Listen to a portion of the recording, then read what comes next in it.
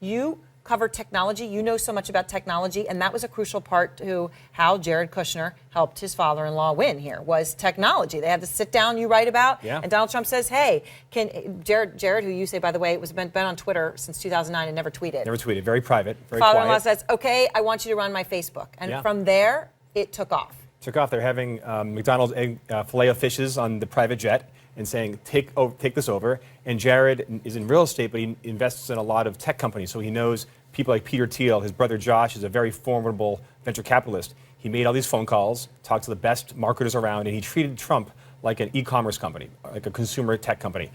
All you do is you want to get attention and you want to get eyeballs and you want to get voters. That's what he did. So he had, what, $88,000 a day they were getting on hats, and he managed to turn that to $80,000. Yeah, just doing simple targeting. Like, Trump was a very unique, we never had a candidate like him. So they used targeting. They found a way to get people on Facebook and Twitter. They were going from $8,000 a day selling hats and stickers on the site to $80,000 a day. And that gave them money to help run the marketing, but also it turned all these people into walking Trump billboards wearing all the gear. So that was just one thing. Then they evolved into this 100-person secret data center down in San Antonio, and they had data do everything. Data determined his schedule, his rallies, even what he spoke about in the rallies. So they knew. Even what he spoke about at the rallies. Yes. So to us, it seems like, oh, here he goes. We know we're used to this cul-de-sac or that. Yep. You're saying this was driven by a team of 100 people in a secret warehouse. Yep, and they tweak the speeches, and then they use TV. Instead of just saying, like, oh, I want to buy, 100 points in Philadelphia, they say, we know that people that watch NCIS or care about Obamacare, let's run a commercial for that. And they found a way to kind of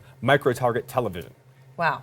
I mean, it's just because it's amazing because, you keep hearing that there wasn't a lot of planning here, but you're saying Jared was at the center of it. There was a lot. And in the interview, you talk about, you say when you talked to Jared, he said he was, people knew they could trust him, that he wasn't going to leak. Yes. What was he like in person when you speak to him? Because as I say, he keeps a no profile. What was he like in person? He's really polite, and he's obsessively polite and guarded. Doesn't mean he's quiet. He's very personable, but he's controlled.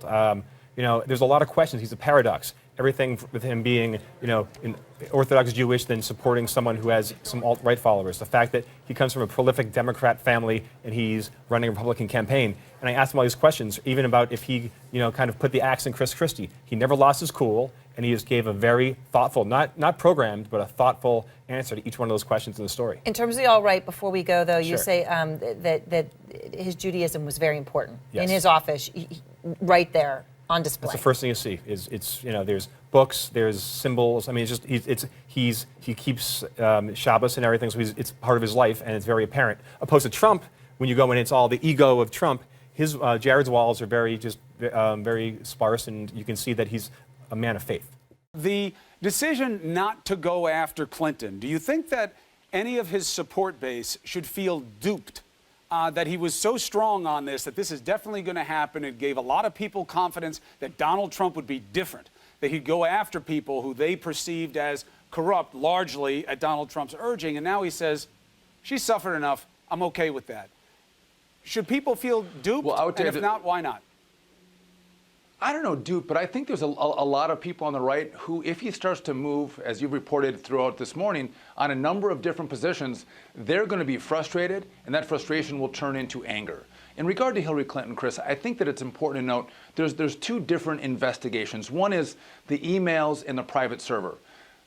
Director Comey from the FBI has investigated that. The Department of Justice said they're not going to prosecute it. And I think you have to let that dog lie. Let it go. I don't think it's appropriate that Mr. Trump come into the presidency and demand that investigation be reopened. Today, Donald Trump met face-to-face with one of his favorite targets, the New York Times, and the newspaper's reporters were live tweeting the highlights. To all of his supporters calling for Hillary Clinton to be jailed over her emails in the Clinton Foundation, Trump hinted he's leaning against pushing for any sort of prosecution, saying it would be very, very divisive for the country. It's a reversal for Trump, who shattered presidential campaign norms by threatening to imprison his opponent repeatedly. I am going to instruct my Attorney General to get a special prosecutor to look into your situation, because there has never been so many lies, so much deception. On his chief strategist, Steve Bannon, who's been accused of showcasing racist views on his Breitbart news site, Trump said it's very hard on Bannon. I think he's having a hard time with it because it's not him.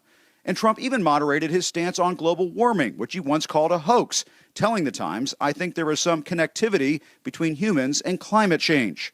With his inauguration getting closer, the president-elect has no shortage of flames to put out. From a new revelation in the Washington Post that the Trump Foundation admitted to the IRS it was engaged in self-dealing and illegally misusing charitable donations, to the mounting conflicts posed by his business affairs overseas.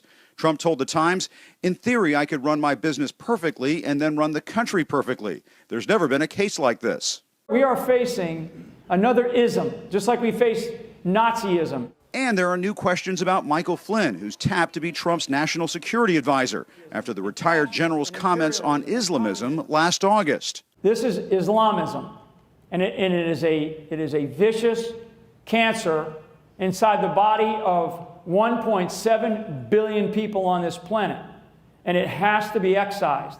Trump has mostly tried to bypass the media since his election, revealing his upcoming agenda in this transition-produced video. My agenda will be based on a simple core principle: putting America first. A top supporter's message to the press: get used to it. But, Donald Trump's going to, make his own way with the press, and he's probably going to do a lot of those videos, I would imagine. Sure. Where it's straight to the American people, go around the press. It is a kind of diffuse, loose network of people, but, I don't think it's an overstatement to say that in many ways, one way of understanding it is kind of good old-fashioned white supremacy dressed up and married to a kind of new anti-globalism.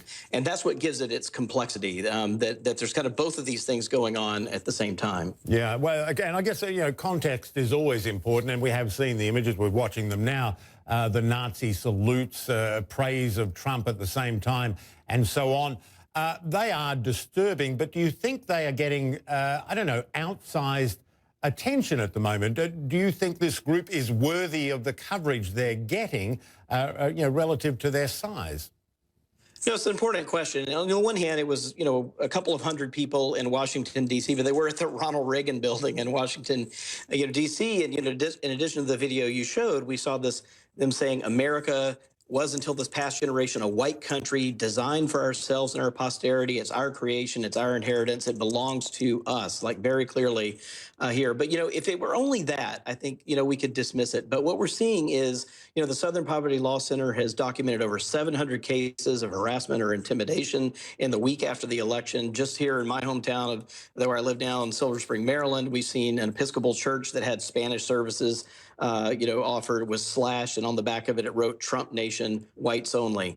So if it were only kind of a handful of people on the fringe, that would be one thing. But we are seeing kind of an emboldened set of grassroots people all over the country. And I think what's most disturbing is that there is this kind of direct link between, Breitbart.com, which, as Steve Bannon himself said, was a platform for the alt-right, who is now at the right hand of Donald Trump. And, in the press release announcing, he was one of the earliest advisors announced to Trump as the chief strategist, along with Reince Priebus as chief of staff. And when that press release went out, actually Bannon's name was listed before Priebus's name. That gives you some idea of the importance. Yeah, you stole my next question. I mean, the appointment of Steve Bannon, this is a man who proudly says he gave a platform to the alt-right at the Breitbart website. When you see him in a position of considerable power in the Trump administration, what do you think? Well, I mean, we've never seen anything like it. I mean, I think it is just important to say that someone who is just overtly on the record, said, that his platform to the alt-right, he's on the record saying that it's a laudable political strategy to let the grassroots, quote, turn on the hate as a political tool of getting politicians to sort of move the way that he wants them to move. I mean, this is an incredibly dangerous thing, I think, for someone who has the ear of the president.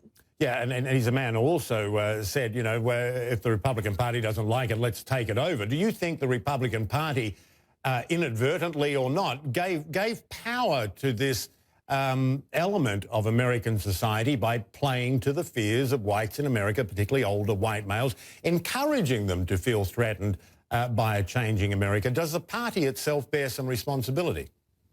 Well, one of the things that I sort of studied in my book was this kind of long trend that we're seeing. And, it is true that we are experiencing unprecedented change, both economic, cultural, and demographic in the country that is, creating this atmosphere in the country, but we're reaping some of the consequences really of some long-term political strategies, including the Southern strategy that really began, in the 1970s.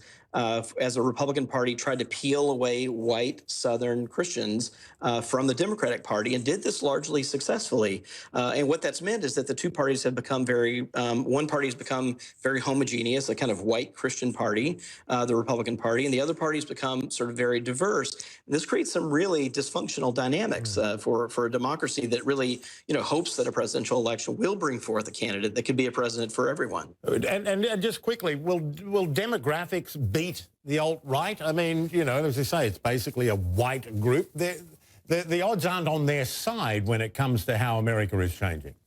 Yeah, no, that's right. I mean, what I really do see this election in many ways as kind of a last gasp of a kind of shrinking pool, particularly of white Christian voters in the country that have this kind of white Anglo-Saxon identity, at the heart of kind of what they're voting for. But the numbers are shrinking. There's no doubt about it. This election looks like around 55% of the electorate was white and Christian. But by 2024, that'll be the first election where at the ballot box, we've already crossed that way in the general population, but even at the ballot box, we'll see a minority of the country who are white and Christian. Protecting President-elect Donald Trump is a challenge unlike any other, from Trump Tower in New York to his private club in Florida. So we're approaching Mar-a-Lago right here. It's a 20-acre waterfront estate in Palm Beach, secluded from the public, but he also shares it with as many as 500 members who are willing to pay $100,000 to join.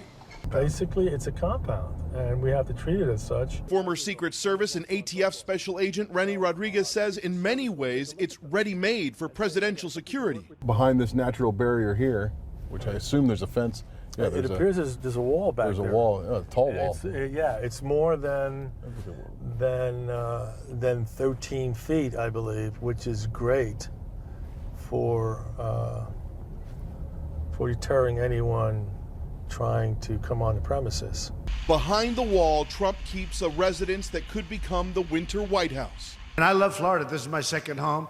Where presidents spend their vacations is a window into their personalities. George W. Bush liked to spend the hottest month of the year on his ranch in Crawford, Texas. This is a wonderful spot to come up in here and just kind of think about the budget. I mean, meditate. George Bush Sr. famously enjoyed the peaceful serenity of Kennebunkport, Maine. Mar-a-Lago stretches across a barrier island, cut down the middle by a two-lane road, nestled between a stunning stream of multi-million-dollar homes. The best view comes from across the bay. Rodriguez says Secret Service teams are assessing threats that could come by land, sea, and air. And standing outside the club, it doesn't take long to see the skies above will be a major concern. I mean, that plane's what, maybe a couple thousand feet over us? The Palm Beach International Airport is just a few miles west of Mar-a-Lago. You can see the path for commercial aircraft. For years, Trump has waged a legal battle to keep commercial and private planes from flying over this estate. And now that he's president-elect, he might have just gotten his way. When he's on the property, Rodriguez says the airspace over Mar-a-Lago will be closed. This would be a type of aircraft that an individual would use to drive his plane on the property. And in the waters around Mar-a-Lago, the U.S. Coast Guard is already setting up security zones. Some parts completely off limits, other areas that require permission before entering. Rodriguez says Secret Service agents will also conduct renewed background checks on every club member. And inside the club, they can also expect to see new levels of visible and invisible layers of security. But life's going to change around here for the next 4 years. Yes, it will, most definitely.